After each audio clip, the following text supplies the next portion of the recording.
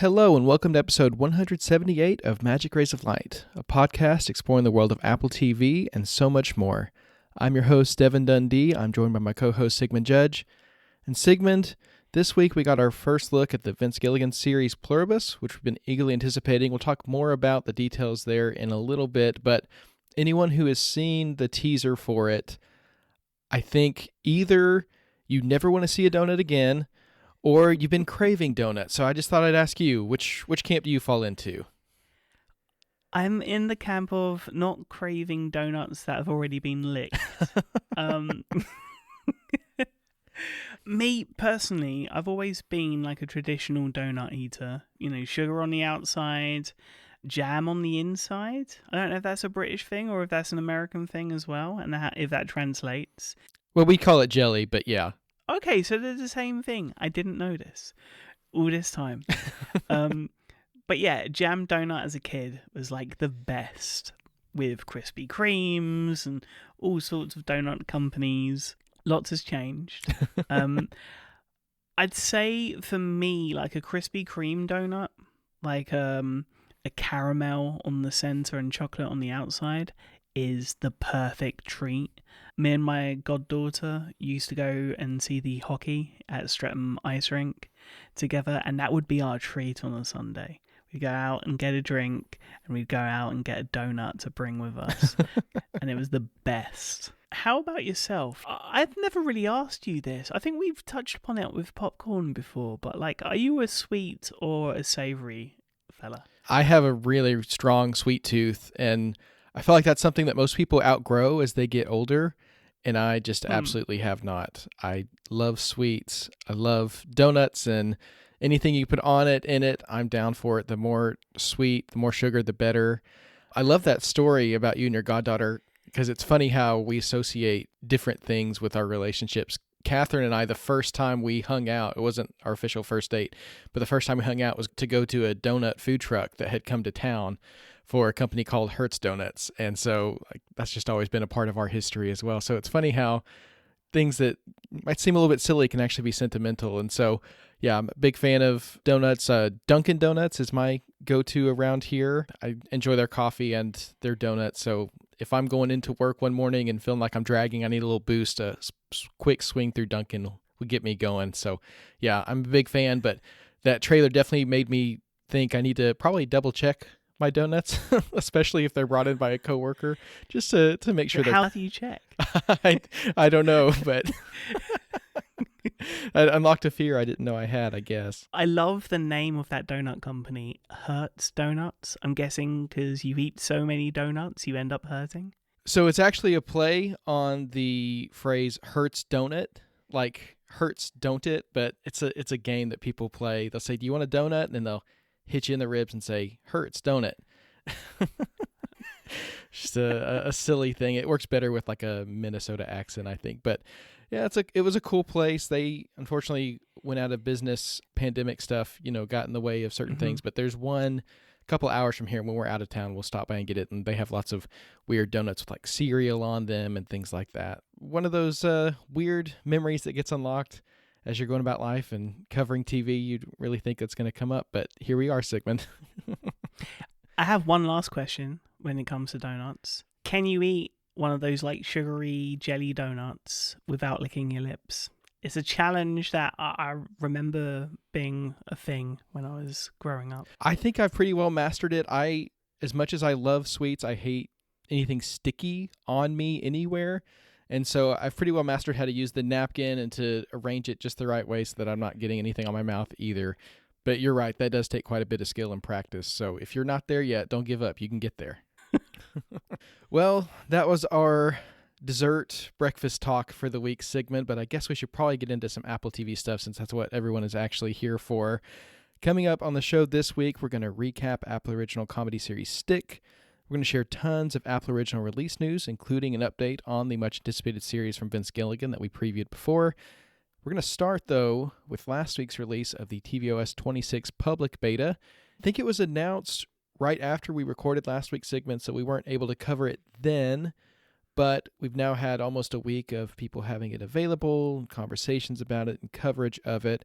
And so we thought we'd just do a little preview here for people who are either considering getting the tvOS 26 public beta, still on the outside looking in, just wanting to hear what's new about it and how it is to live with it. I know you've been living with it since the first beta came out at WWDC, so we thought we'd just share a little bit of a preview of what it's like to live with day to day. I think probably the thing we have to start with, the big topic this year, of course, is liquid glass, right? And it does come to tvOS in maybe a little bit different way than it came to other platforms. Yeah. I mean, so the biggest thing with liquid glass on iOS and other devices, because of the motion detection on your portable devices, is that a lot of the elements reflect and refract the light space in really interesting ways. Of course, you don't pick up your TV screen in the same way, and so a lot of that is lost in translation, I think. It looks gorgeous, especially the home screen with the different app icons. Love that. Control Center is an element where I do wonder whether or not, there is a legibility issue there. Thankfully, I've got great eyes still. Fingers crossed they last a long time. But for friends and family that already struggle with that part of the UI on Apple TV, I think this may be a bit of an issue. I was thinking in terms of the light effects, and I did try this. I connected a continuity camera iPhone to Apple TV to see if there would be any kind of change depending on the perspective, if the camera was tracking me, for example, and I could see if the glass was refracting and reflecting in a different way. That didn't seem to be the case, but when you're using the video player, for example, and you've got liquid glass, it is very much exactly how it was first demoed. Gorgeous, but not the biggest transformative change that I think you and I would have imagined based on the media and the PR blurb about it, because everything was Gaussian blur and glacial beforehand. Yeah, we talk about how liquid glass started with visionOS, but it feels like, honestly, some of it maybe came from tvOS with the way you've always been able to scroll content and have that little light refraction traveling across the icons as you're going, following your finger. I feel like maybe sometimes tvOS doesn't get the credit that it deserves for starting some of these ideas, including, the cursor on the iPad. That very much came from navigation on the Apple TV as well. So yeah, there's almost like a little bit of DNA of tvOS in the entire liquid glass look. And so it makes sense that coming back to tvOS, it may not be as extreme when you take into account the history and also the fact that it is a static device and not one that you're carrying with you. I like what you said about, though, using a camera or some kind of sensor, maybe future LiDAR or maybe even millimeter wave in future Apple TVs to get a sense of where you are. That would also be a cool way to bring a big feature of iOS, iPadOS, and visionOS this year, spatial scenes, to tvOS so that you could change your perspective looking at photos a little bit, and it would add another dynamism to my photo screensaver that we all know I'm so obsessed with. So yeah, I think it makes sense the way they've done liquid glass here, but it also makes sense that it wouldn't be as extreme on tvOS, just given the constraints and the history there. Yeah, I mean, in terms of screensavers, we're going to have to wait a little while to see some of the new screensavers that are going to be coming in the general release in the fall. But one thing I wanted to touch upon, and I'm almost dreading it, is the TV app. We've asked for so many changes for so long. And, this being the 10th year of tvOS, I really hoped that we would see something beyond the sidebar that was introduced. Was it a year or was it 2 years ago? I can't remember. These things just go by so quickly. Yeah, I think it was a mid-cycle thing. I feel like it was more than a year ago, but not quite two. Well, there hasn't been that much change to the TV app, at least in a positive way for me. I go back to Apple TV and the TV app and how it was introduced, and you had that row, but then the top space there was depicting a still from whatever show or film you were looking at. It gave a sense of connection. I know some people were like, oh, it's too spoiler heavy, and so there was an option to change whether or not you saw a still or if you just saw the artwork for the film or TV show. I've always been a stills person because I think also when you're following a show, you see a still from that episode that you have yet to start, and you've already engaged and built a rapport with the characters on screen at that point. So it's the perfect invite to get you back in. I'm really surprised, and I thought this was like an early beta thing. Oh, someone made a mistake and it'll be back in a future beta. But I was really surprised to see Apple move away completely from the previews of those tiles in Watch Now.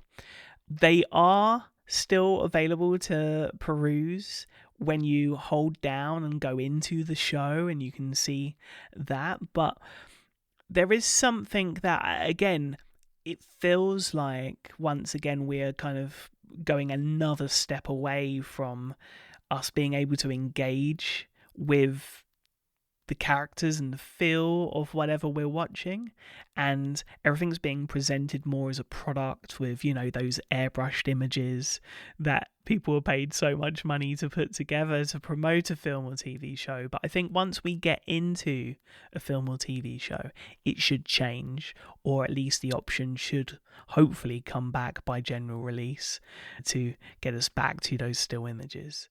Yeah, I've always loved the stills. I thought they brought a dynamism to that row, and it's constantly changing. It's not just the logos, basically, of the shows that you're watching. It's interesting that they're still horizontal, that they didn't go full on to the vertical posters like they did in the rest of the TV app. So it's still distinguished in terms of the artwork and the shape from the rest of the TV app, but it's not making room for those live stills that, honestly, I know they can be spoilers, but also they can be like little, if they're done right, they can be like little interest grabbers too. It's like, oh, why are those two people in the same room together, right? And it makes you interested in the episode, almost creates like a meta mystery around it that you wouldn't have otherwise. So I hope they come back. I would definitely enable them if they did.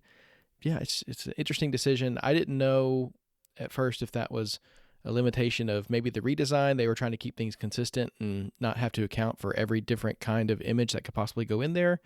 But it feels like at a certain point, the design has to be ready for that, because the posters can all be very different and maybe even difficult to read in certain shapes and sizes as well. So yeah, I hope the still images come back. I'd really like to see it. Beyond the Watch Now queue, though, we got to talk about the rest of the TV app and its layout, because as you alluded to, a lot has changed. You know, we've gone to this cinematic poster art, as coined by Apple. And it is a reversion, right, back to a number of years back, when we did get that poster art back in the early days of tvOS, and things changed. The issue that I have with this, and I'll be honest, initially I was just like, oh my God, change, amazing.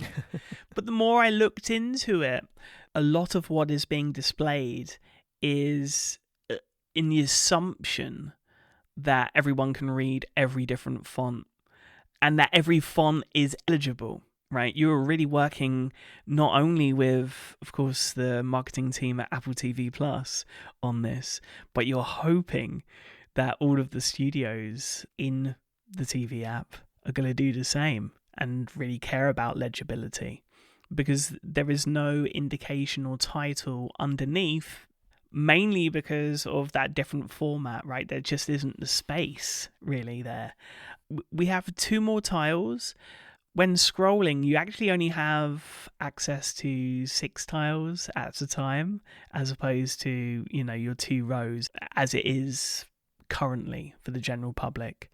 I'm not a big fan of it. Where I think Apple do it quite well is when you look at the rows for your top charts, whether that be the top 10 Apple TV series or films or in the store, they have it so that the artwork is its own artwork, but the title, which will be its stylized font, is white on black, basically, because there is like a gradient effect.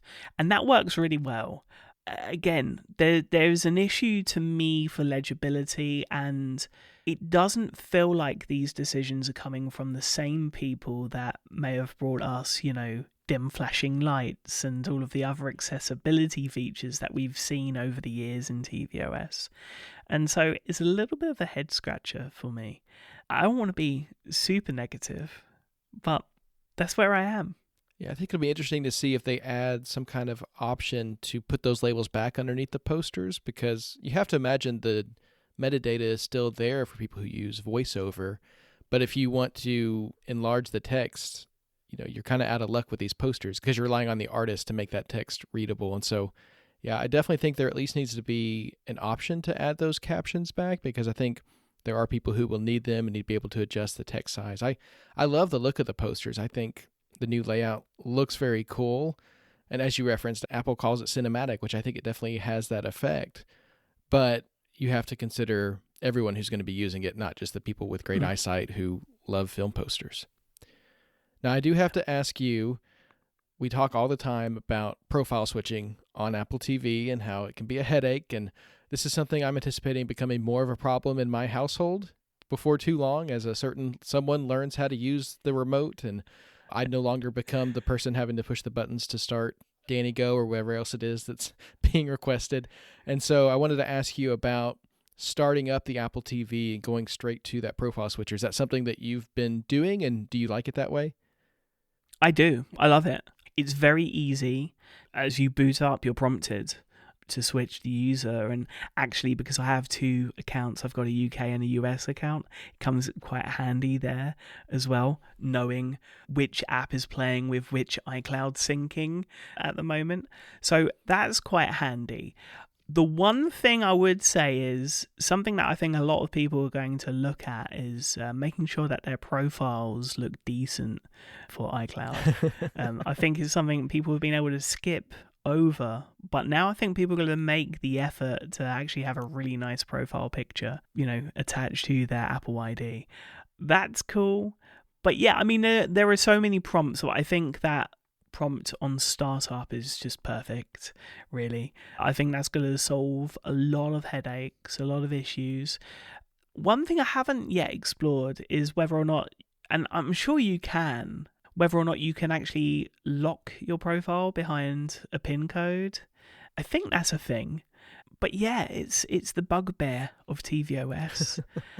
Hopefully, fingers crossed, by having it front and center, third-party app developers are hopefully going to integrate with multi-user profiles finally. And I think this is the only way that Apple were going to be able to do it.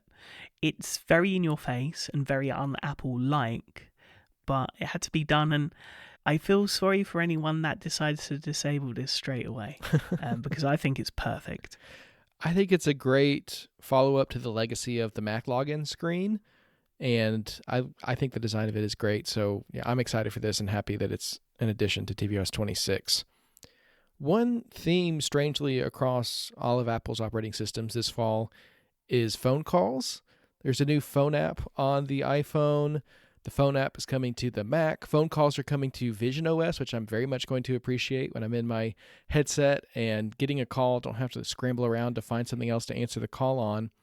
But I was on my Apple TV last night, and I made a call out to my mom on FaceTime, and she missed the call. And she called me back pretty quickly, but because I was on tvOS 18 in the living room, that call didn't show up on my Apple TV, and I was instantly like, what is wrong?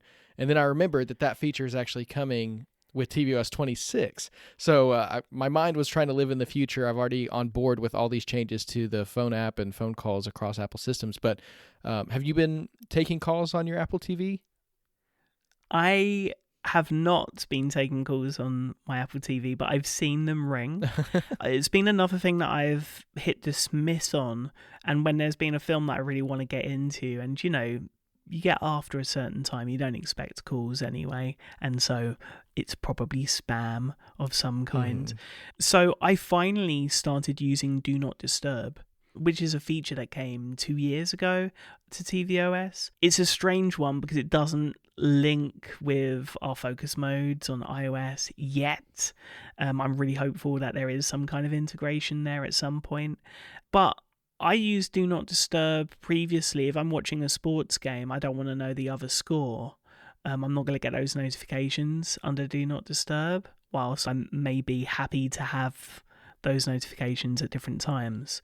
And that's pretty much all that it was used for. Now, I mean, there's another reason why you want to make sure you're logged in the right profile, right? Because you don't want to get cool notifications that aren't related to your call and therefore disturbing your entertainment time. I think it's nice that you can pick up calls now on Apple TV. I will probably disable this though, personally.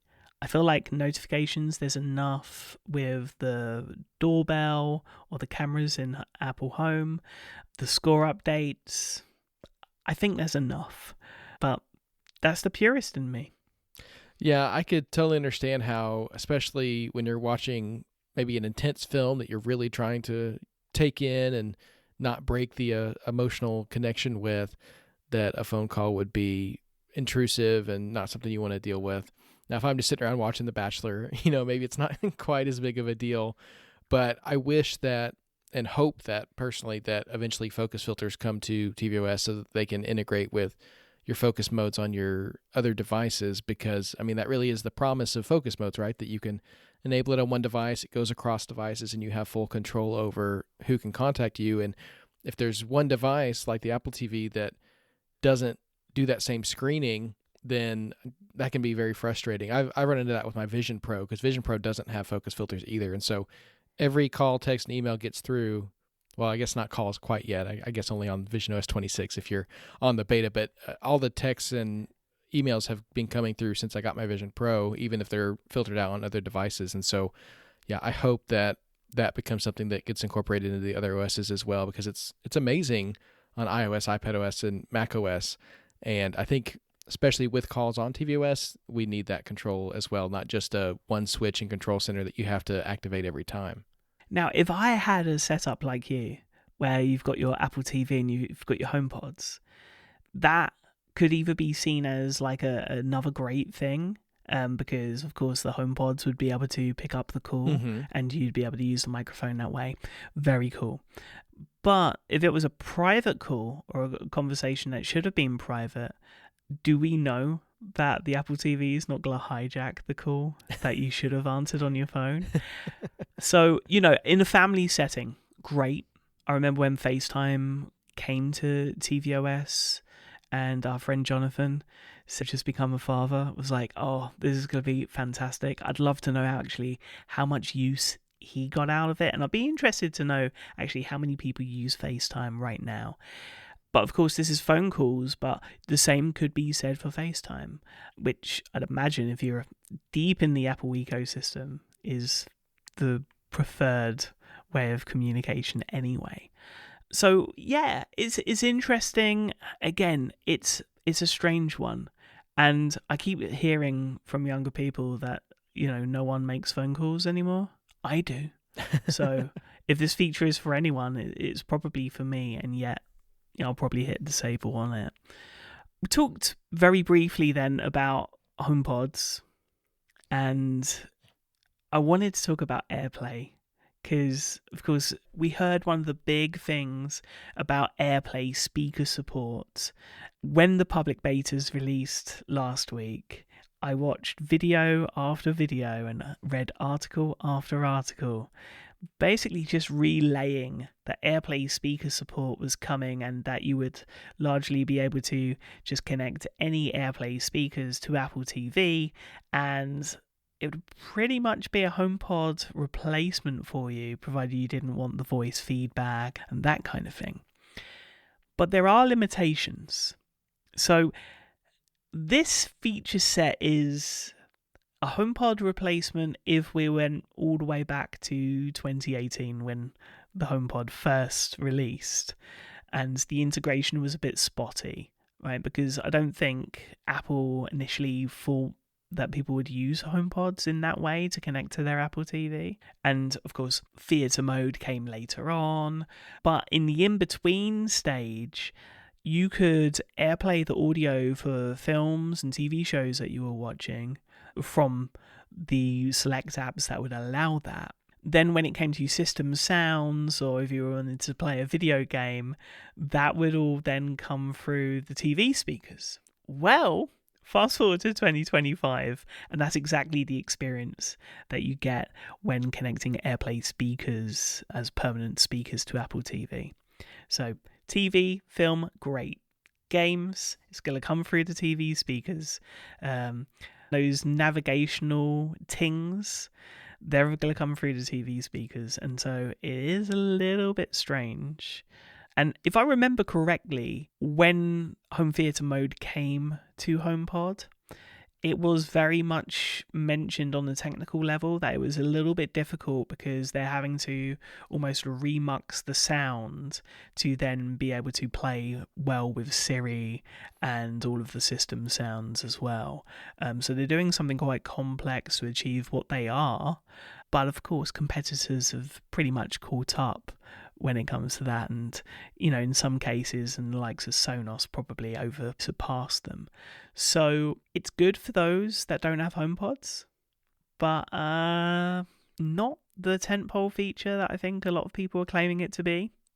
If you're someone who mostly uses your Apple TV for watching TV and films, and you are really deep in the Sonos ecosystem or some other AirPlay speaker that you want to connect permanently, this is awesome. And all you have to really account for is the fact that your navigation sounds won't come through the speaker, which makes sense, I think, because if there was any latency in that AirPlay connection, then your navigation would slow down, which is definitely not what you want.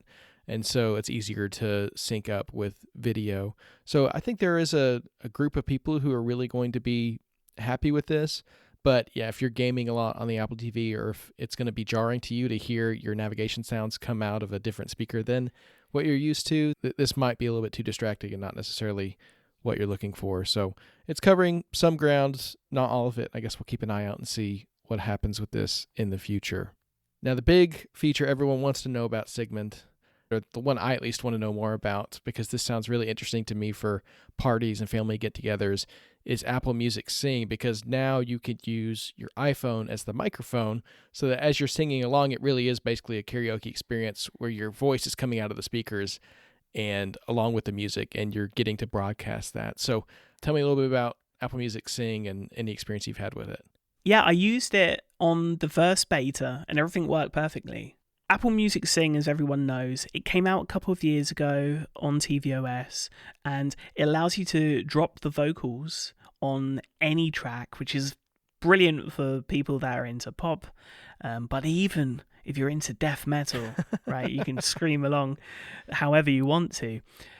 The issue always for me is that Apple Music Sing should have been a complete feature set, I feel like, from the get-go, right?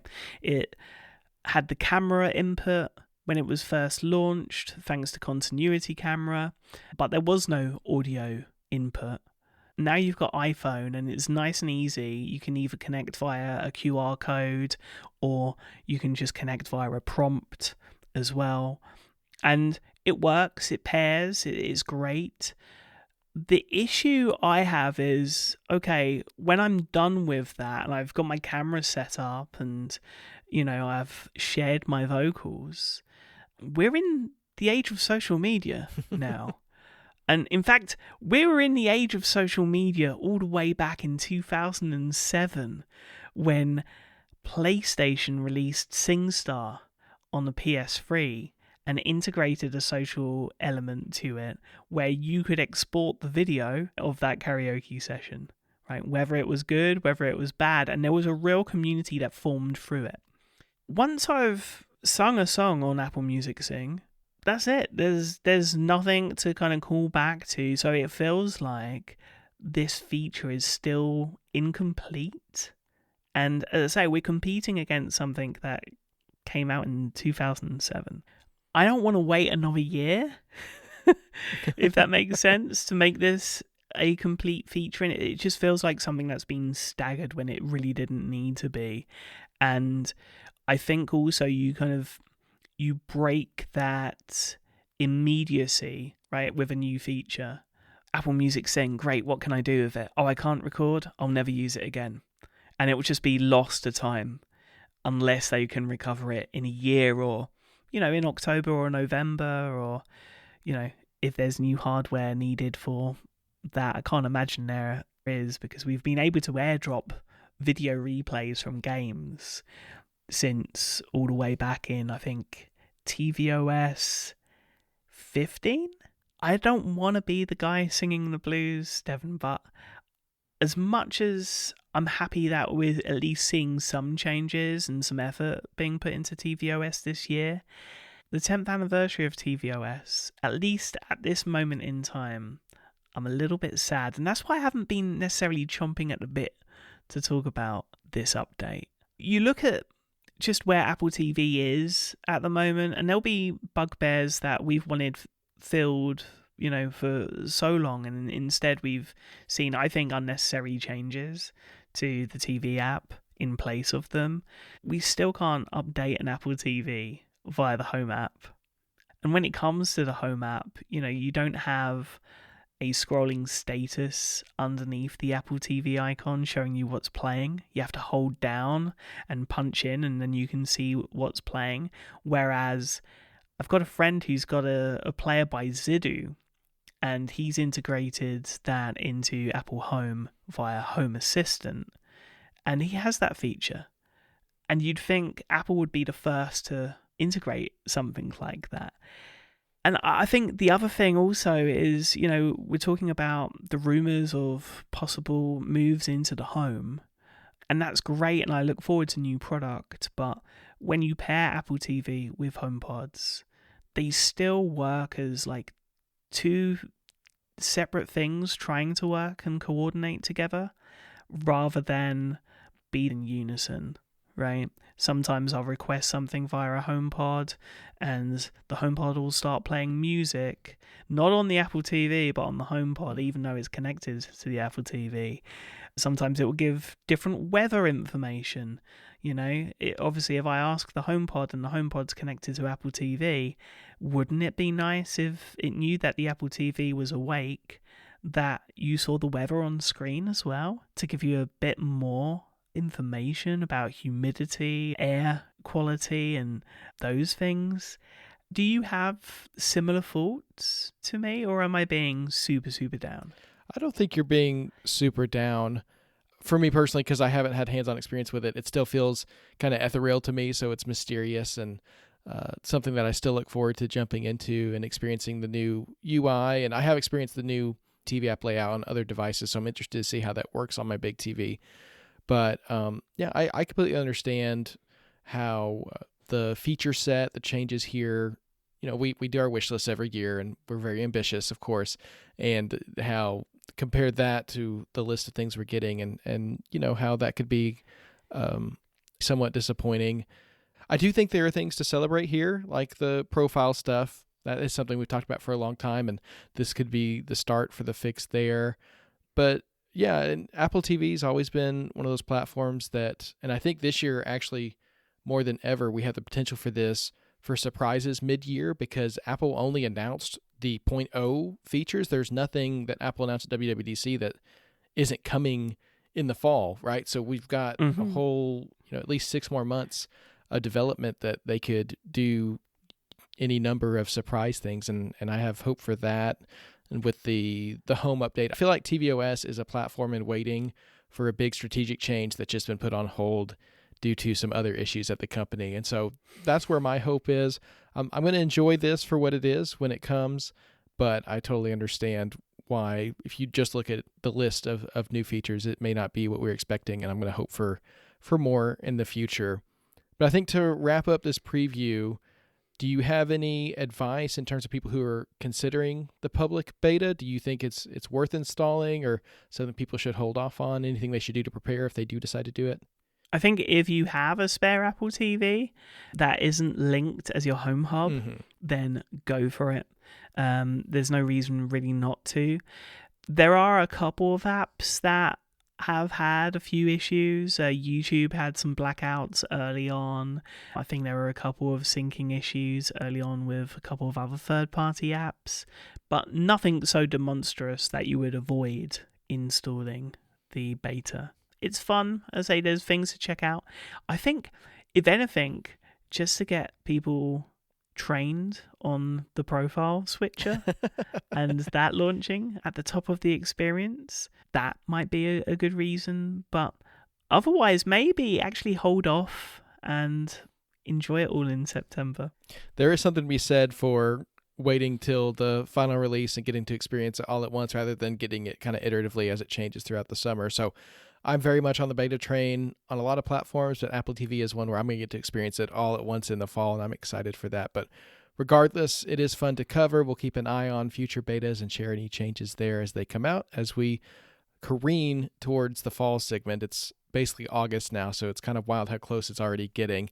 But yeah, always fun to keep up with beta updates in the summer. Now, this is not something that I would get involved in because I'm just not able to, because I'm in the UK, not in the US. If I were able to, I may have used one of my spots on my Apple TV Go and, put it back together before sending it to Apple should something have gone wrong. Of course, I'm talking about AppleCare 1. I have no experience on this new version of AppleCare. I'm still a little bit confused on it, but you've gone ahead with it. So what is it and how does it work and what are the benefits? Well, there's lots of details, so I'll do my best to cover them all. And to be fair, Sigmund, the next news bit we talk about will be from your side of the pond. So we each get kind of a story that's exclusive to our countries this week. But AppleCare 1, it's a new device coverage plan available in the US. It costs $19.99 a month, and it covers up to 3 devices, and then you can add devices onto it for another $5.99 per month. So if you're familiar with AppleCare or AppleCare Plus, those are the 2 previous plans, you can cover your device beyond its initial warranty. And then if something happens, if you drop your phone and it breaks, or if something just fails on it and you have to do a repair, it will cover a significant portion of the cost of that repair. Rather than having to pay outright, you pay a deductible, basically a service fee on top of your subscription, rather than having to pay for the full repair. Because, if your iPhone fails, then you have to buy another iPhone. That's going to stink. So if you can cover it with AppleCare and then not have to worry as much about that kind of thing, it does give you some peace of mind. And traditionally, what you've had to do is within the first 60 days of buying a device, you have to decide if you want to cover it. And you can either cover it for 2 years outright, just pay one fee, or you can cover it month to month with a monthly fee. But it's always just been per device, and you have to choose within those 60 days. But with AppleCare 1, you can pay this one price and cover multiple devices. And you can also add devices up to 4 years old, which is obviously a much wider window than before. And so if you're someone who bought a device within the past 4 years and you didn't get in AppleCare when you could, this is actually an opportunity to get back into it, get those devices covered before, potentially something happens with them and you have to get them repaired or replaced. This is one definitely calling out to Apple Vision Pro users who maybe couldn't break the bank on the AppleCare Plus at the same time. Yes, for sure. I remember picking up my Apple Vision Pro at the Apple Store. I hadn't decided at that time whether I was going to cover it with AppleCare or not.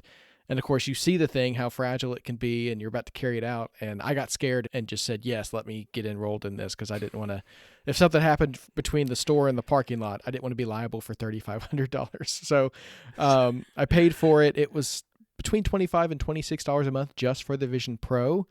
But you can put that in the AppleCare 1 bundle, one Vision Pro. You can't have multiples. If you have more than one, then, you're going to have to pay separately. But so just by putting the Vision Pro in the AppleCare bundle, you're actually saving like $6 a month, even if you have no other devices, and that you can get 2 other devices basically for free. So it actually is a really good deal for a lot of different device combinations.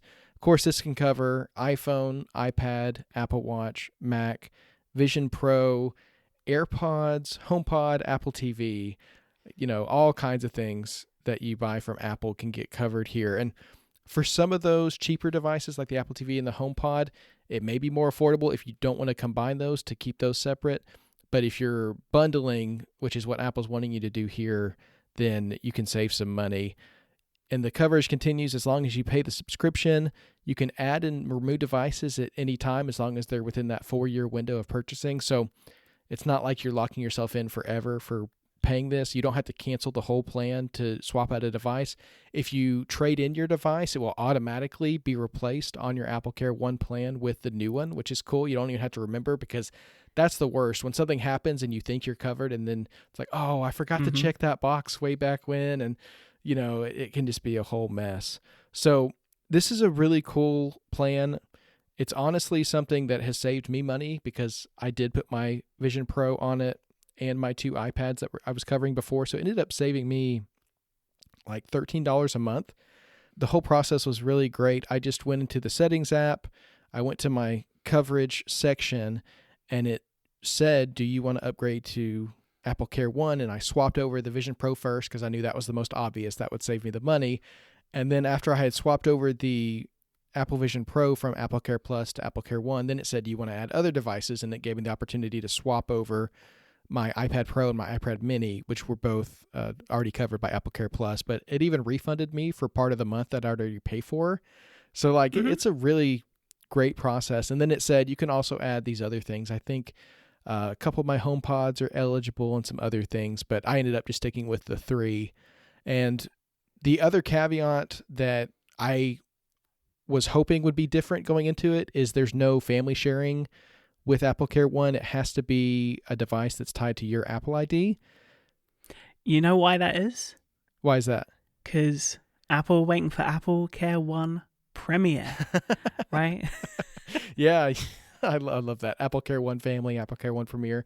Yeah, they got to save something for future announcements. There is a workaround if you have a Mac that you want to put on it that John Syracuse shared on ATP. You can create a second user on the Mac, sign into your Apple ID, and then it will show up in your settings. So even if it's not your primary Mac, you're not the primary user, you can cover it that way. But Catherine has an iPad that she pays for AppleCare Plus on, and I couldn't incorporate that into my AppleCare One plan. That's just going to stay independent. And I'm also on the iPhone upgrade program, and apparently you can cancel the AppleCare Plus with the iPhone upgrade program and move that over to AppleCare One. But you have to call a number, and it's this whole process. I'm just going to leave my AppleCare Plus for my phone included in the iPhone upgrade program payment I make every month, and not mess with that too much, because I don't want to do something wrong and end up messing up my coverage, or it being a headache when I decide to upgrade, later in the year probably. So there's lots of little complications and asterisks and things like that you have to navigate. But I think the UI is really clear on what you can do and what you save. It even tells you, you're going to save this much a month. So I think in terms of once you're exploring it and in it, you can find out very quickly what devices are eligible and what you'll save. Very easy to set up. And now I'm good to go on all those devices going forward for one flat fee. And I think that's really cool. Hopefully comes to customers outside of the US soon. But something that came to customers outside of the US, the UK in particular, last week, was an update for BBC iPlayer on Apple TV, officially launching subtitle support on Apple TV after many, many years of waiting. That wait also included a set of Freedom of Information Act requests from users to find out what was happening and what was the delay on it, because again, this is something that had been requested since the launch of Apple TV, so it's been a decade. In short, the BBC were using a different caption and subtitle standard, which wasn't compatible with Apple's system, and so they couldn't bring subtitles to Apple TV, but they could on iOS. I'm confused still to this day. But what they have done is they've brought subtitles, and they're, again, not Apple's format on Apple TV, and they take up half of the screen on Apple TV. And so they're not fantastic, and I'd say because they ignore all of the different caption and subtitle standards that Apple have, and therefore, all of the different options in terms of how you want subtitles to look, the different font, how heavy they are in weight, how transparent they are, what colors they are. This is not the fix that we were looking for after all this time. And still in the BBC iPlayer app, no support for 4K UHD in 2025. So again, Moni Sigmund. Positive news in a way, but like there's this kind of shadow going over me. It's like a cloud during summer where, you know, you're ready for the sun rays, and then suddenly there's rain and all of your plans are ruined. Kind of how I'm feeling. Yeah, I mean, it's great that they're there, of course, and seems like the implementation could use some work. I'm confused on the standards thing too, because it feels like subtitles are something that have been standardized for quite some time. But, you know, I guess you get far enough into something, it's hard to change over, and then you resist it until you can't anymore. So I don't know, maybe keep filing those FOIA requests and see what you could do on getting some customization. But yeah, at least this is a step forward for people who absolutely need it and are willing to make that compromise in terms of not having customization. At least those captions are there. So we'll give maybe like half a pat on the back to the BBC for doing that. You know, the BBC are playing games. Speaking of, if you've been listening to this show, you've heard us talk about Apple Arcade titles, and you haven't subscribed before, or maybe you were subscribed for a while and fell off of it, this is a great chance to try the service out again for free, because Fruit Ninja Plus developer Halfbrick is teaming up with Apple to offer up to 2 free months of Apple Arcade to promote the game's Bluey event this summer, which I think we talked about last week. Lots of cool stuff happening in terms of crossovers on Apple Arcade this summer. If you're a new subscriber, you can get a free 2-month trial of the service, and if you're a returning subscriber, you can get a free 1-month trial. We'll leave a link in the show notes to check that out, sign up, and it's just a good chance to try out Apple Arcade again if you haven't. When you're not playing games, of course, you'll be watching films and TV like we do. Specifically, of course, Apple original films and TV.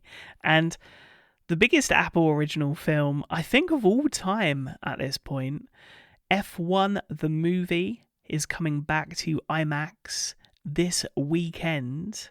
The movie actually crossed the $500 million mark worldwide this past weekend, and follows a Q2 surge in increased share of the theatrical experience for IMAX. So that's really interesting and positive news. We're big fans of the theatrical experience, and I feel like all summer long we've been toting the theatrical experience. But also, you know, the experience at home is pretty good as well. And when I say experience, I mean experiences. And those experiences, when it comes to Apple Originals, are not letting up as we get closer to the end of the year. Absolutely not. We talked, I think at the beginning of the year, late last year, about how stacked this spring was for Apple Originals. And we haven't heard a ton about the second half of the year, but that schedule's starting to fill in. We've got a ton of release news this week. Lots of great things to look forward to. Starting with music competition series K-Popped, which is going to debut August 29th on Apple TV+. Sigmund, you know I love a music series. You know I love competition reality stuff. This is right up my alley. I'm excited to check this one out. Starring Psy and Megan Thee Stallion, the show features Western icons reimagining their biggest hits and collaborating with top-tier K-pop idols to deliver spectacular battle performances, with a live soul-based audience picking the winner of the best new K-pop song. So this is cool, a blend of probably artists that you're going to be familiar with a style that I know a lot of people have an appreciation for, but maybe not a ton of familiarity with. So blending those two and using it as an opportunity for competition, I think this is going to be fun. It's very different from what we're used to on Apple TV+. I think it's going to be a cool addition. I'm looking forward to K-Popped, August 29th on Apple TV+. Yeah, like a blend of My Kind of Country and that K-pop stars documentary series that we saw. Yeah. So yeah, cool, very cool. On to something a little more dramatic, beyond, you know, Gangnam Style, is The Savant, starring Jessica Chastain, and that will premiere September 26th on Apple TV+. It's from Fifth Season, who have brought us, you know, the likes of Severance, and this is said to be a tense and thrilling series that follows an undercover investigator known as the Savant as she infiltrates online hate groups in an effort to stop domestic extremists before they act. A first look at the series is linked in the show notes, as is the newly released trailer for Apple original film The Lost Bus, which has also announced its premiere date ahead of its TIFF world premiere. The Lost Bus will premiere on Apple TV Plus October 3rd. Of course, the film stars Matthew McConaughey and America Ferrera. The trailer I got to check out mere moments before we started recording. I didn't expect to have such an emotional reaction to it, actually. The initial sneak peek felt like, whoa, what a ride, look at all of these special effects. And this is more touching on the human aspect to the story, which, is the biggest part of this story. And I cannot wait to check this out. Hopefully also coming to select theatres, because I've got a funny feeling I'd want to see it in a theatre if I have the opportunity. Moving to a series that's about battling the elements maybe in a different way. Apple original thriller series The Last Frontier will debut October 10th on Apple TV+. The series is created by John Bokenkamp and Richard DeVidio and stars Jason Clarke as a lone U.S. Marshal in Alaska who must protect his town when a prisoner transport plane crashes, freeing dozens of violent inmates. We got a date announcement video, which I'm really into this that Apple's doing now, these date announcement videos. Just a very short clip, no plot details really. It's just a shot of the plane with the inmates on it, and it tells you that the show's coming on October 10th. But I love that we're just getting a very quick look at the vibe of the show, kind of the threat looming over this community that we're going to see in the show. And yeah, I'm excited for this one. Kind of gives Prison Break vibes. It'll be interesting. We've seen this concept plenty of times before, but over the course of 10 episodes, we'll see how this lands. But I'm looking forward to that. Also in October, Apple have ordered the documentary feature film Stiller and Mira, Nothing is Lost, from director Ben Stiller, which will premiere in select theatres on October 17th and then stream October 24th on Apple TV+. This is a film that we've heard about previously coming to Apple through none other than Ben Stiller. And this is Ben Stiller telling the story of his parents, the comedy icons Jerry Stiller and Anne Maria, exploring their impact on both popular culture and at home, where the lines between creativity, family, life, and art are often blurred. But also in the process, Stiller turns the camera on himself and his family to examine Jerry and Anne's enormous influence on their lives and the generational lessons that we can all learn from those we love. I love that Ben Stiller's been given the opportunity to put this out through Apple. It feels like a really good fit. I'm really looking forward to learning more. Anytime I hear Ben Stiller talk about his parents on the Severance podcast or interviews, it's always such respect, but also warmth there. And so, yeah, I've loved hearing that he was working on this and that now we get a release date for it. This feels like a passion project and gives me a little bit vibes of, do you remember Dads on Apple TV Plus from Bryce Dallas Howard? That she was interviewing her dad during that. It was more people than that, more subjects, but this feels like maybe an expanded version of that kind of thing. And I hope it gives me that kind of feeling as well, because I love that documentary and I enjoy that take where you can look back on your parents' legacy and reflect on not only how they impacted you, but how we can all impact each other. And I think this has got a lot of potential. I'm looking forward to it. Less fuzzy and warm vibes with this one, but Apple original thriller series Down Cemetery Road, starring Emma Thompson and Ruth Wilson, will premiere October 29th on Apple TV+. The series is based on Mick Herron's novel by the same name and written by Slow Horse's scribe Marina Banks, so lots of Slow Horse's talent behind the scenes here, but a different world and a different mystery. When a house explodes in a quiet Oxford suburb and a girl disappears in the aftermath, neighbor Sarah Tucker, played by Wilson, becomes obsessed with finding her and enlists the help of private investigator Zoe Bohm, played by Thompson. Zoe and Sarah suddenly find themselves in a complex conspiracy that reveals people long believed dead are still among the living, while the living are fast joining the dead. Sounds very ominous. A first look at Down Cemetery Road is linked in the show notes. I think this is an exciting one for fans of Slow Horses and Mick Herron's work in general. And I think with the success of that series, it just makes so much sense for Apple to continue to adapt his books. And I believe this is actually the start of another book series. I don't know if we'll see more from the show or not, but I have to imagine if this is anywhere near as successful as Slow Horses, we've probably got another Mick Herron long-running series on our hands here. I hope so, and I hope the mystery unfurls. When it comes to mysteries, I think we've had no bigger mystery than last week. We saw a countdown clock for what we knew was going to be Vince Gilligan's next original series, this time for Apple. One that I hinted at the possibility of maybe coming later this year when we were giving our what we were looking forward to for the rest of 2025. Mere days later, we got the first look at Vince Gilligan's Apple original series Pluribus, which will debut November 7th on Apple TV Plus with its first 2 episodes. And it was revealed after that timer by a short teaser on YouTube and then promoted by a pop-up donut truck at San Diego Comic-Con, where I understand people were not licking the bottom of donuts. I really hope not. This is a genre-bending original that stars Rhea Seehorn, of course, best known for her role in Better Call Saul in her last collaboration with Vince Gilligan. And she plays the most miserable person on Earth who must save the world from happiness. The show has already been picked up for a second season. During San Diego Comic-Con, there was also on this donut truck a telephone number, and we thought we'd give it a dial. So here goes it. This is what you hear when you make that call.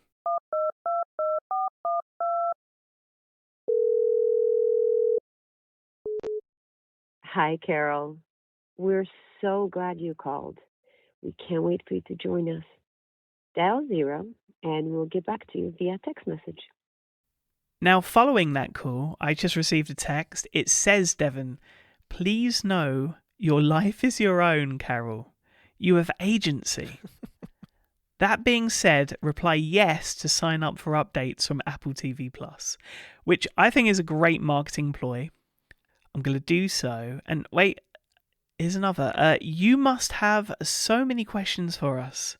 Understand, we only want to make you happy. We'll be in touch soon. So, ominous. We know next to nothing about this show. I love the artwork. Kind of Watchmen vibe. What we don't know, really, are details revolving the plot of the show. But going back to 2023, Vince Gilligan talked to Variety and mentioned that the world changes very abruptly in the first episode, and then it's quite different. It's the modern world, the world we live in, but it changes very abruptly. And the consequences that reaps hopefully provide drama for many, many episodes after that. That's all we know, Devon. I mean, I'm a fan of Breaking Bad. I finally got round to watching all of Better Call Saul, and I thought it was one of the best shows, probably better than Breaking Bad, dare I say it.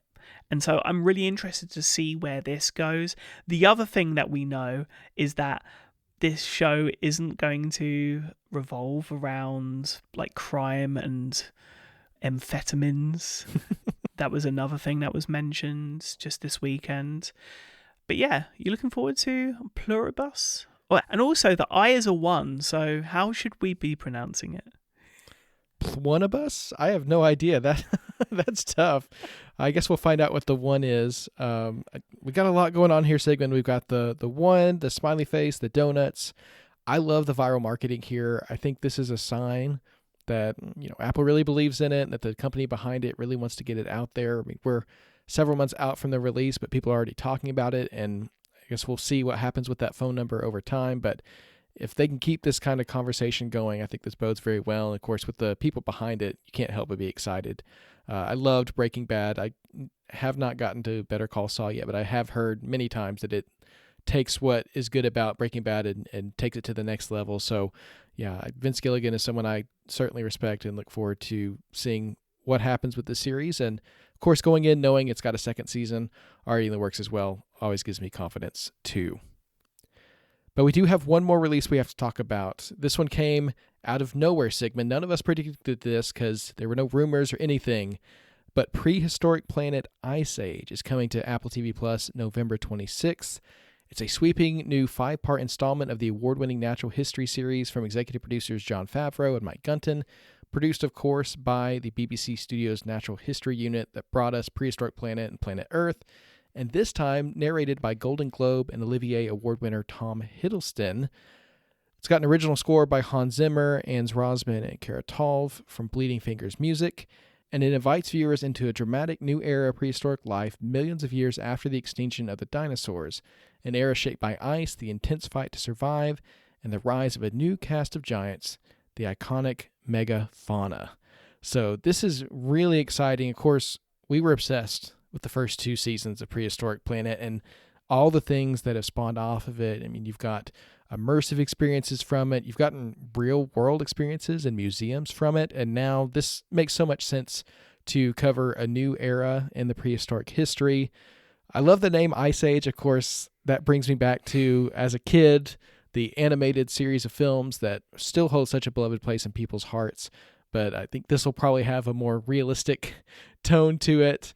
But yeah, this all sounds great. And Tom Hiddleston as the narrator makes a ton of sense to me. So very excited that Prehistoric Planet lives on, that the team is continuing to work together on this, and can't wait to see what they have for us on November 26th. So that's what's to come, but let's talk a little bit in the future now, because production has wrapped on both Sian Heder Being Human and the limited series Lucky, starring Anya Taylor-Joy, which has been in the coming soon portion of the Apple TV Plus row for a long, long time. I think maybe someone jumped the gun there. But Being Human, I'm really hoping we see a release at the tail end of next year. Hopefully in contention for some Academy Awards buzz from the Academy Award winning director Sian Heder, of course, behind Coda. So I'm excited about that. But also in development, we have some really exceptional news. Deadline reports that Apple has landed a limited series from Adolescence creator Jack Thorne about Klaus Van Below. Below was a socialite who in 1981 was accused of attempting to murder his wife Sunny by inducing diabetic shock with an overdose of insulin. The 1990 film Reversal of Fortune portrayed the events of Below's case and also earned Jeremy Irons an Oscar for his portrayal of Below, and that is why everything sounds so familiar. I look forward to this. We've seen a lot of films going through an adaptation process and turning into miniseries on Apple TV Plus. This is another. So I'm looking forward to checking this out. We had Presumed Innocent, Cape Fear, which is coming soon, and now this. And again, from the creators of Adolescence. Yeah, I think Jack Thorne has earned that spot of just about anything he does now I'm going to at least check out, just based on Adolescence and how much it stuck with me. So this is a very interesting real-world story and a previous film to adapt. And yeah, I think it'll be interesting to see what they do with that. Now, I love casting news, Sigmund, and this week we found out that 9 Perfect Strangers star Dolly De Leon will star alongside Tatiana Maslany and Jake Johnson in Apple original comedic thriller series Maximum Pleasure Guaranteed, which of course follows a newly divorced mom who falls down a dangerous rabbit hole of blackmail, murder, and youth soccer. The more I hear about the series, the more excited I get about it, Sigmund. We just heard about Jake Johnson last week. Now we've got Dolly De Leon. And yeah, this cast is coming together, and I can't wait for them to get this shot and released because this just sounds right up my alley. Last up for news this week, we've got some MLS news. At a midseason press conference last week, Major League Soccer Commissioner Don Garber told reporters that MLS Season Pass averages 120,000 unique viewers per game, which is a 50% increase over last year's viewership. And he attributes that to broader distribution of the service through Xfinity, DirecTV, and even a partnership with EA Sports. So I think this is good news for the league. It's good to see that, if you count 120,000 people per game, the number of games they have on a game day, that's a lot of people watching. The fact that it's growing is great. I think that the move on the MLS and Apple's part to get it outside of just the TV app to more traditional venues, I think was a good call, and it seems to be reaping the benefits. Yeah, I love it. And actually, I hadn't even thought about it from that point of view. You know, you've got all of those games happening simultaneously, and so you're getting that interaction per game. That's a lot of eyeballs. So, yeah, I think it's good news for MLS, especially ahead of next year's FIFA World Cup that's being hosted across North America. Of course, MLS continues this week with the Leagues Cup across MLS Season Pass throughout the week. But we also have a week of Apple Originals, starting today with the penultimate episode of the Buccaneers sophomore season, alongside a new episode of Acapulco. On Friday, we see the premiere of Chief of War, a series that, unfortunately, embargo is a little bit later than we'd have hoped, and so we'll be discussing it next week. But needless to say, the soundtrack is incredible. The fact that all of the dialogue is in Hawaiian, and I just love the concept of this. I think it's way beyond, for fans of C, although I'd imagine fans of C will really appreciate this as well. But the cinematography, the acting, everything is exceptional. And that's all we can really say without getting into trouble. Friday also sees the penultimate episode of Smoke, a series I know you and I both can't wait to talk about when it wraps up, as well as a new episode of Foundation and the kids and family premiere of Stillwater Season 4. And then on Friday night, we've got Friday Night Baseball, the Brewers versus Nationals at 6:45 p.m. Eastern, and the Astros versus Red Sox at 7:10 p.m. Eastern. And that is everything for this week, but of course last week saw the finale to a show that was given such high praise from Devon. Number 1 in the top shows of 2025 so far. That is Apple Original Series Stick. Bryce Cahill has headed for golf greatness when an on-course meltdown derailed his career. Now struggling to stay afloat, he goes all in to mentor Santi, a teenage phenom with immense potential. And maybe during the course of that, he'll save himself. I was a professional golfer a long time ago. And what happened? Life.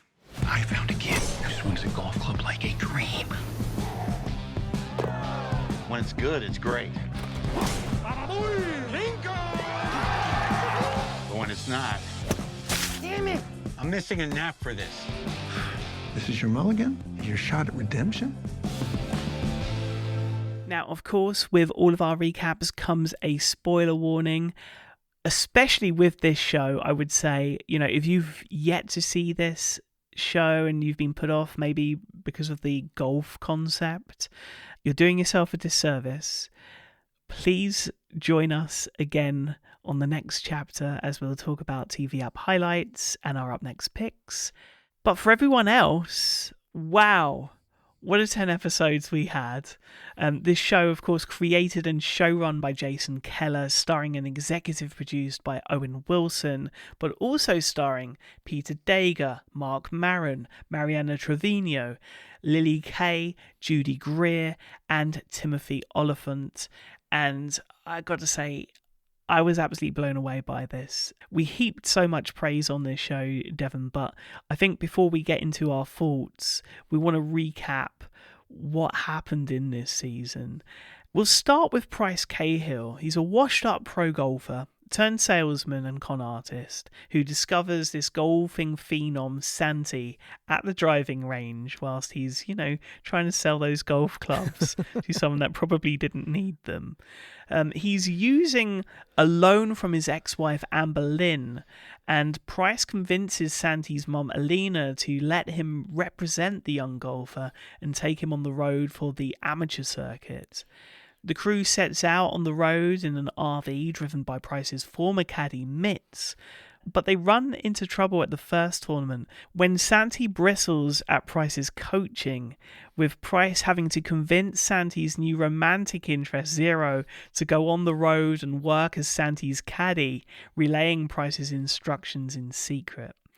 Santi performs well on the course and seems destined to win the amateur championship until he discovers Price's rows and walks off the course, with Price then apologising to Santi and everyone reconciles. But with the amateur golf season finished, Santi's only hope of playing in the Ready Safe Invitational is to get an exception from a tournament organiser, Price's former rival, Clark Ross.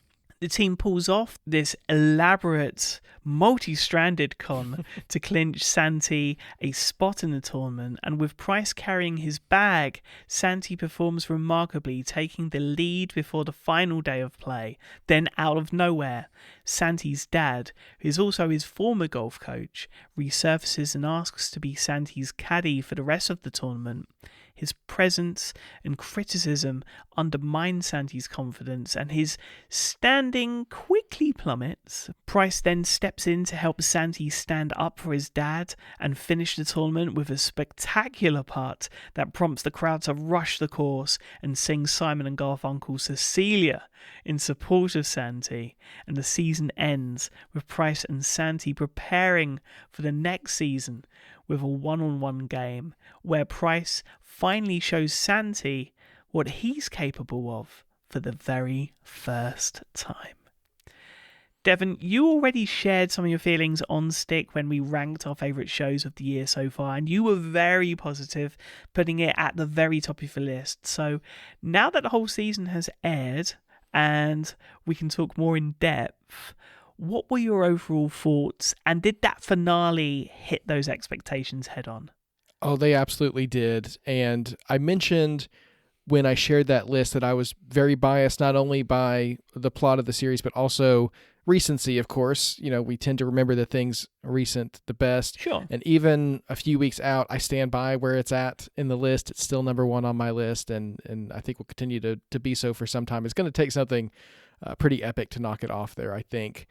This show was just completely out of the blue for me and something truly special, and I use that word in the strongest way possible. This is a show that will stick with me for a lifetime, and something that, you know, we read the premise, we kept up with the production, we knew all about who was involved, and never in a million years did I think this was a show that I would fall in love with so deeply.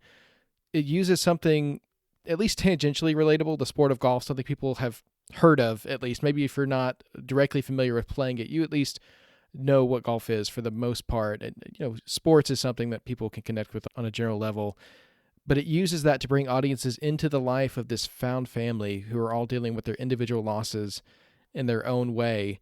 And as they collide with one another as friends and teammates, and they go through so much together, you know, triumph, failure, joy, betrayal, and so much more, you see the way that they help heal each other and themselves, often accidentally, just by being open and genuinely caring for one another. And I think that's really beautiful. And, you know, we see found family, chosen family kind of stories all the time on TV, but something about the way this group came together just spoke to me. And of course, there is the antagonist in Clark Ross, played by Timothy Oliphant, who, by, you know, all accounts, is just a despicable person. And you see the meshing of Oliphant's swagger mixed with just being a very bad person, and it's an interesting combination. But I would say really the antagonist in this series ultimately is isolation, and that connection and investment in other people is the solution to the things that we go through. And I think that's just a beautiful sentiment to portray on television. And of course, the storyline that connected with me most was the parenting storyline, where we find out that Price's fallout from the golf world really didn't have anything to do with his performance on the course. That was just a knock-on effect of the loss in his personal life, where he and his wife, Amber Lynn, had a child who was 4 years old named Jet, who passed away to cancer. You get hints of that, I think, in the first couple episodes, and then eventually it's just spelled out. But it's also something that Price doesn't speak to for a long time throughout the series. And just seeing the way that was played out, I think, was very powerful, but also seeing him start to be willing to talk about Jet and deal with some of that grief. Of course, that's something that, takes a lifetime to deal with. But I think seeing him work through some of that through these relationships in the series was really beautiful. So definitely that parenting angle is what got me the most. But I think really there's something for everyone here, no matter what walk of life you're from, no matter what pain you're carrying. I think that there's something you can relate to in this cast of characters who come together in Stick. Price's backstory is obviously an important factor that we're going to dive into. But as you said, the found family has a lot of different personalities, different backgrounds, which makes for some dramatic and hilarious dynamics. Which stuck out to you most? For me, I will say just very quickly, because I think this is where you're going to start, Mitz, and the grief that he is still going through, which isn't revealed straight away, and it only becomes kind of tangible a few episodes down the line. Yeah, I'll say I think you could take any two characters in this series, put them together. It's going to be an interesting dynamic, but there were definitely some that stuck out more than others. And Mitz, his storyline as a widower, he lost his wife, but they're driving around the country in this RV that still has her pictures, her decorations. It's like a sarcophagus, a memorial to her, this manifestation of her that they're all driving around in, and his unwillingness to change anything or really move past that. I think that's a really interesting element to it. And again, something that so many people can relate to. And then he runs into Elena, Santi's mom, who's a divorcee, and they strike up a little romance that starts under the surface. I think you can see it starting to build. They butt heads at first, but they both kind of push each other outside of their comfort zones. And I think that their storyline is just adorable and a representation of the fact that everyone deserves to have love in their lives. And for some that may be romantic, some it might not, but I think they both feel like they owe it to other people not to engage that dynamic in their lives. And they kind of learn through themselves and through conversations with others to pursue it by the end of the season, which I absolutely loved.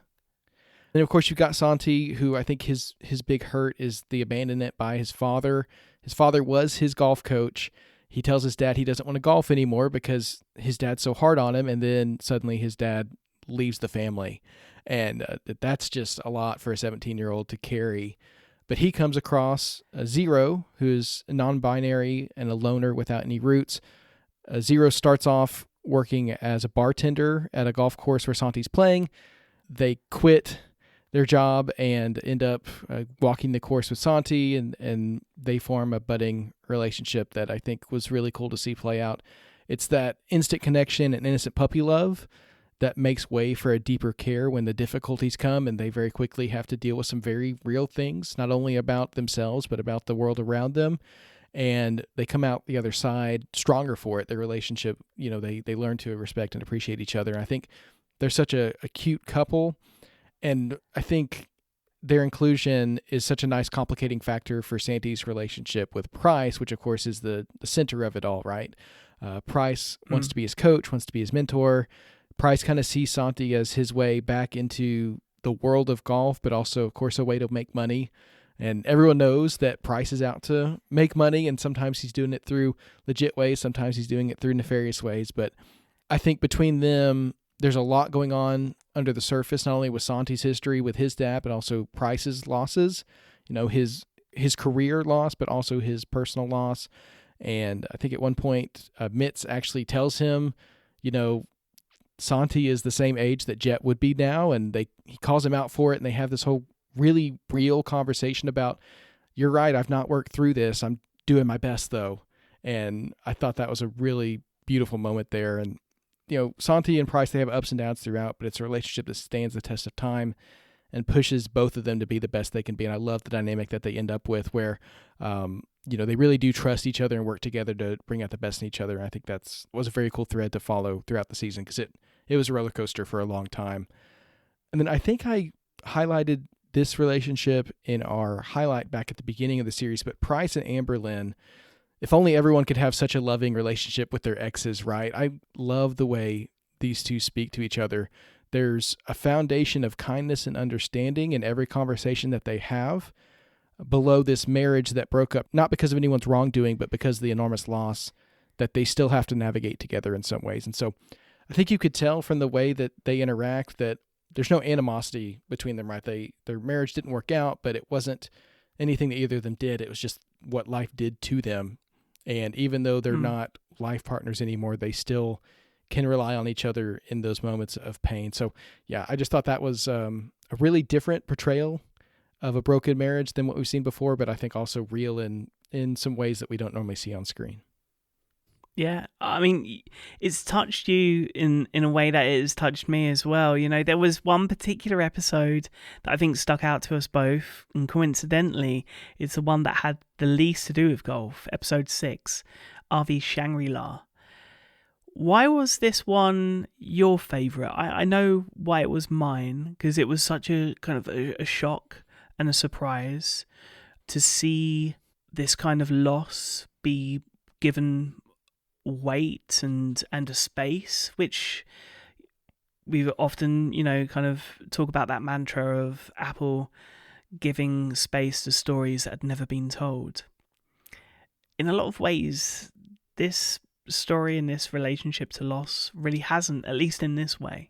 Yeah, absolutely. I mean, the episode, it's a break from the golf, and it gives the relationship dynamics a chance to take the forefront. But the standout scene has to be the opening sequence that at first you think is a flashback to Price's time with his son when he was younger and still alive.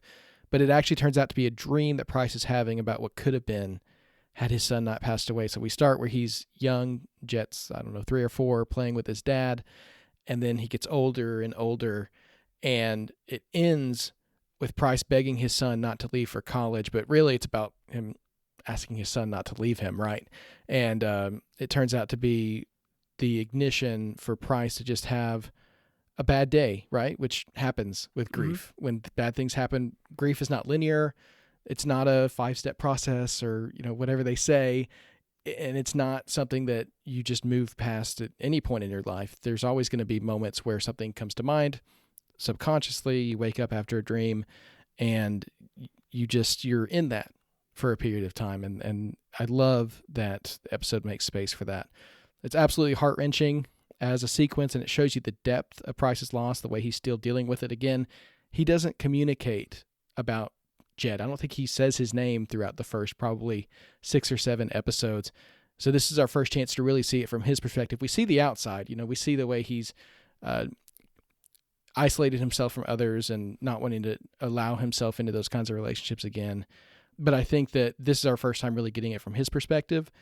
And the moment that stuck out to me most about that episode is when he gets on FaceTime and calls Amber Lynn. Again, how many people are calling up their, ex-spouses to deal with this kind of thing, but they have an understanding between one of them. And all he has to say is, I'm having a bad day. And she instantly knows, where he's at and what he needs. And I think that was really beautiful. And then, of course, the episode ends with the payoff of Santi pulling Price into that pickleball game, which is what kind of gets him out of his funk. And, I think it's so funny that, they use a totally different obscure sport as kind of the element that brings these two together. And then Price goes back to earlier in the episode, there was a little girl at the RV park who approached him and, wanted him to be her patient. She was pretending to be a doctor, wanted to check his heartbeat or something like that. And he brushed her off because he was not in the right space to be interacting with a child at that moment, and given, where he was at. But he goes back to her and they have that really sweet moment. He gets to have just that moment of connecting with a child and entering that world of play that, he hadn't before. And I think seeing him make it up to her in that way was just really cathartic and moving and maybe even a little bit healing for him and for the people watching it. I know I've talked a ton about Price and Amber Lynn. I'm going to share one more scene between them because it really did stick with me. And it's one a little bit later in the season, episode 9, that I'm not trying to exaggerate here when I say this conversation shattered me and put me back together in 2 lines. And Price says to Amber Lynn, I think I would have been a good dad. And Amber Lynn looks him in the eyes and says, you were the best dad.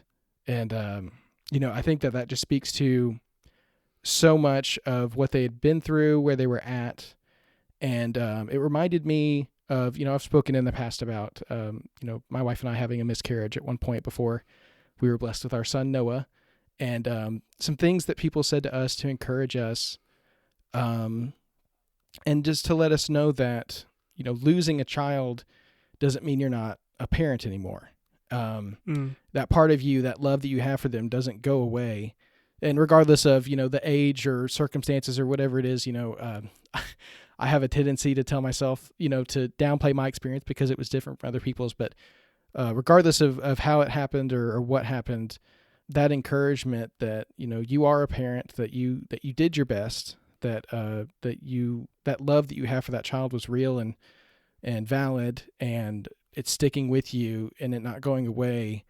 You see that displayed on screen, and there's just moments like that throughout this series, and there have been others that have spoken to me, but that moment is seared in my brain forever. And I want to thank whoever wrote that and the performers for doing that, because I think that so many people, who've been through, there's a whole range of what that can look like, but have been through some loss like that. That to me just was so healing and so powerful. And I wanted to shout out that moment, and it's part of the reason why this series means so much to me, is moments like that. Thank you for sharing, Devon. When I watched it, I was thinking of you and thinking of other friends that have been through similar. We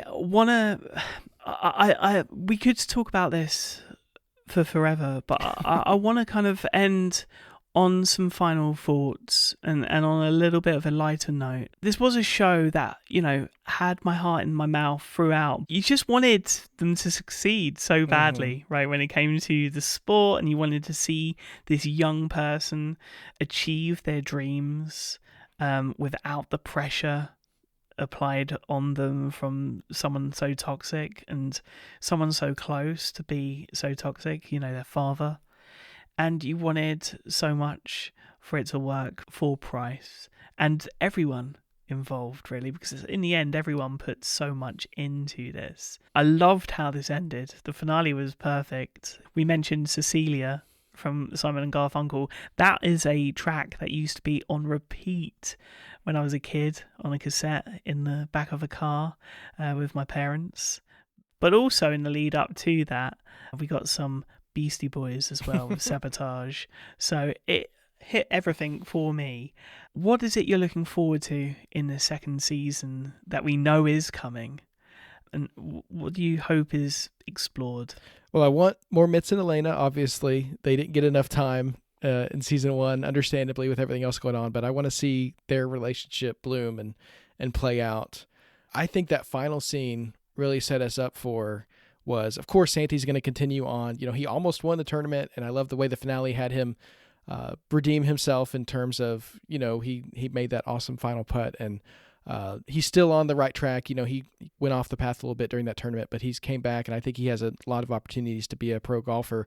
But I love the way that they end on Price making that drive and the look in his eyes. There's just a glint, right? You can see that this is his passion. This is what he loves. And so I would love to see Price get back in the game, and maybe that could even set up an eventual rivalry between Price and Santi in some way, hopefully a friendly rivalry. But I want to see Santi get back out there, but I really want to see Price have a second shot at the game as well. Well, if you can't tell from this conversation, Stick comes highly recommended from us. You can stream the entire first season now on Apple TV Plus as we eagerly await news of the second season entering production after it was ordered this past week. Let's get into some TV app highlights from yours truly, as we do every week. This week's packed. Let's start with what's available in terms of feature films. Right now, The Life of Chuck has come to premium video on demand on the TV app and follows Charles Chuck Krantz from childhood to adulthood as he experiences the wonder of life, the heartbreak of loss, and the multitudes contained in all of us. It's a Stephen King adaptation on the softer register of his output, equally on the soft register of Mike Flanagan, who is directing at really his most emotional. And it stars Tom Hiddleston, who of course we know from Earth Sounds and soon Prehistoric Planet Ice Age.